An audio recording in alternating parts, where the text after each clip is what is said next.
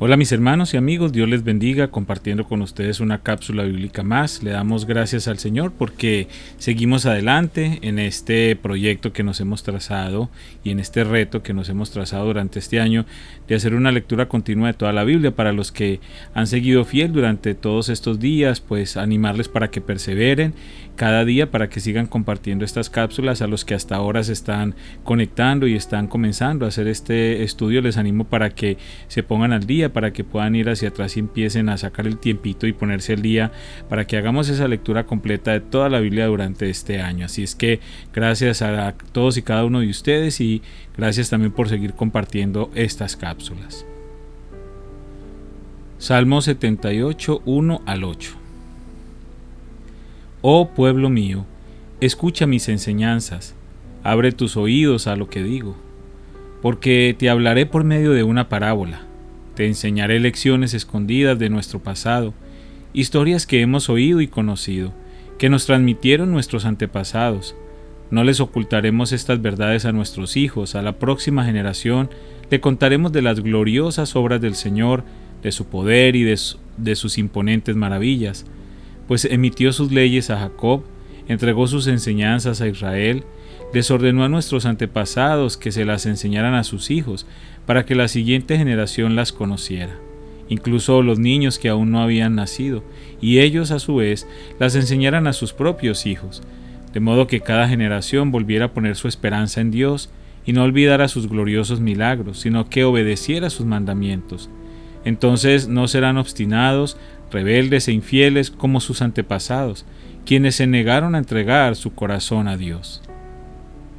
Primero de Crónicas 19, 1 al 19. Después de un tiempo murió Naas, rey de los amonitas, y su hijo Hanún subió al trono. David dijo: le mostraré lealtad a Hanún porque su padre Naas siempre me fue leal. Entonces David envió mensajeros a Hanún para expresarle sus condolencias por la muerte de su padre. Pero cuando los embajadores de David llegaron a la tierra de Amón, los comandantes amonitas le dijeron a Hanún: ¿realmente cree que estos hombres vienen para honrar a su padre? No, David los ha enviado a espiar la tierra para luego venir y conquistarla. Entonces Hanún tomó presos a los embajadores de David, les afeitó la barba, les cortó los mantos a la altura de las nalgas y los envió avergonzados de regreso a David. Cuando llegó a oídos de David lo que les había sucedido a sus hombres, envió mensajeros para decirles: quédense en Jericó hasta que les crezca la barba y luego regresen, pues se sentían muy avergonzados de su aspecto. Cuando el pueblo de Amón se dio cuenta de que tan seriamente había provocado el enojo de David, Hanún y los amonitas enviaron 34 toneladas de plata para contratar carros de guerra y sus conductores de Aram Naharaim, de Aram Maaca y de Soba. También contrataron 32,000 carros de guerra y lograron el apoyo del rey de Maaca y su ejército. Estas fuerzas acamparon en Medeba, donde se les unieron las tropas amonitas que Hanún había reclutado en sus propias ciudades. Cuando David se enteró, envió a Joab con todos sus guerreros a pelear contra ellos. Las tropas amonitas se pusieron en pie de guerra a la entrada de la ciudad, mientras que los otros reyes tomaron posiciones para pelear a campo abierto. Cuando Joab vio que tendría que luchar tanto por el frente como por la retaguardia, eligió a algunas de las tropas selectas israelitas y las puso bajo su propio mando para luchar contra los arameos a campo abierto. Dejó al resto del ejército bajo el mando de su hermano Abisai, quien atacaría a los amonitas.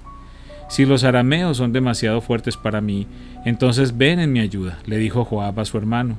Si los amonitas son demasiado fuertes para ti, te ayudaré. Sé valiente, luchemos con valor por nuestro pueblo y por las ciudades de nuestro Dios, y que se haga la voluntad del Señor. Cuando Joab y sus tropas atacaron, los arameos comenzaron a huir. Al ver que los arameos corrían, los amonitas también huyeron de Abisai y retrocedieron a la ciudad, así que Joab regresó a Jerusalén. Al darse cuenta los arameos de que no podían contra Israel, enviaron mensajeros para pedir tropas adicionales arameas del otro lado del río Éufrates. Estas tropas estaban bajo el mando de Sobac, el comandante de las fuerzas de Hadad-Ezer. Cuando David oyó lo que sucedía, movilizó a todo Israel, cruzó el río Jordán y puso a sus hombres en formación de batalla. Luego entró en combate con los arameos y ellos lucharon contra él, pero nuevamente los arameos huyeron de los israelitas. Esta vez las fuerzas de David mataron a 7,000 conductores de carros de guerra y a 40.000 soldados de infantería, entre estos a Sobac, el comandante del ejército. Cuando los aliados de Hadad-ezer vieron que Israel los había derrotado, se rindieron a David y se convirtieron en sus súbditos. Después de esto, los arameos nunca más quisieron ayudar a los amonitas. Primero de Crónicas 20, 1 al 8. En la primavera, cuando los reyes suelen salir a la guerra, Joab dirigió al ejército en una serie de ataques exitosos contra la tierra de los amonitas. Durante esas operaciones sitió la ciudad de Rabá, la atacó y la destruyó. Sin embargo, David se quedó en Jerusalén. Entonces David fue a Rabá y quitó la corona de la cabeza del rey y la colocaron sobre la de él. La corona estaba hecha de oro con gemas incrustadas y David descubrió que pesaba 34 kilos. Además, David se llevó un enorme botín de la ciudad. También hizo esclavos a los habitantes de Rabá y los forzó a trabajar con sierras, picos y hachas de hierro. Así trató David a la gente de todas las ciudades amonitas. Luego David regresó a Jerusalén con todo el ejército. Después de esto se desató la guerra contra los filisteos de Gezer. Mientras peleaban, Sibecai de Usa mató a Asaf, un descendiente de los gigantes, y así fueron sometidos los filisteos. Durante otra batalla contra los filisteos, Elhanán, hijo de Jair, mató a Lami, el hermano de Goliat de Gat. El asta de la lanza de Lami era tan gruesa como un rodillo de telor. En otra batalla contra los filisteos en Gat, se enfrentaron con un hombre enorme que tenía 6 dedos en cada mano y 6 en cada pie, 24 dedos en total, que era también descendiente de los gigantes. Pero cuando desafió a los israelitas y se mofó de ellos, lo mató Jonatán, hijo de Simea, hermano de David. Estos filisteos eran descendientes de los gigantes de Gad, pero David y sus guerreros los mataron.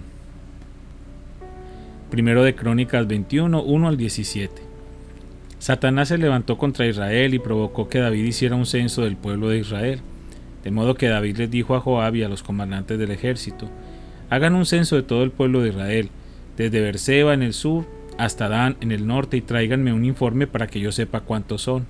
Pero Joab respondió: que el Señor multiplique el número de su pueblo 100 veces. Pero, ¿por qué, mi señor el rey, quiere usted hacer tal cosa? ¿Acaso no son todos servidores suyos?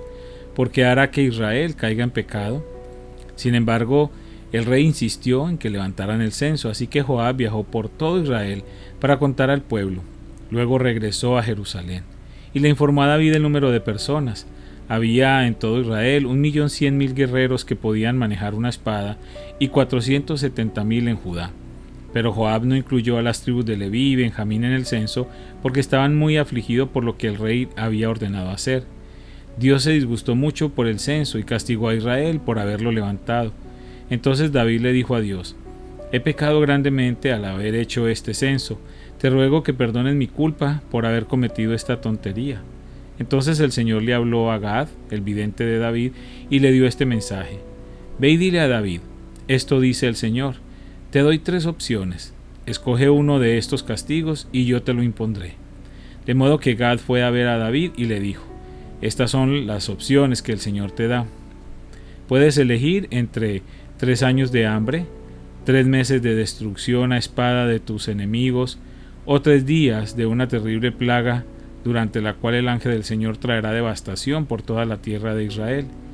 Decide y dime qué respuesta debo darle al Señor, quien me envió. Estoy en una situación desesperada, le respondió David a Gad. Mejor que caiga yo en las manos del Señor, porque su misericordia es muy grande, y que no caiga yo en manos humanas. Por lo tanto, el Señor mandó una plaga sobre Israel, y como consecuencia murieron 70.000 personas. Además, Dios envió un ángel para destruir a Jerusalén.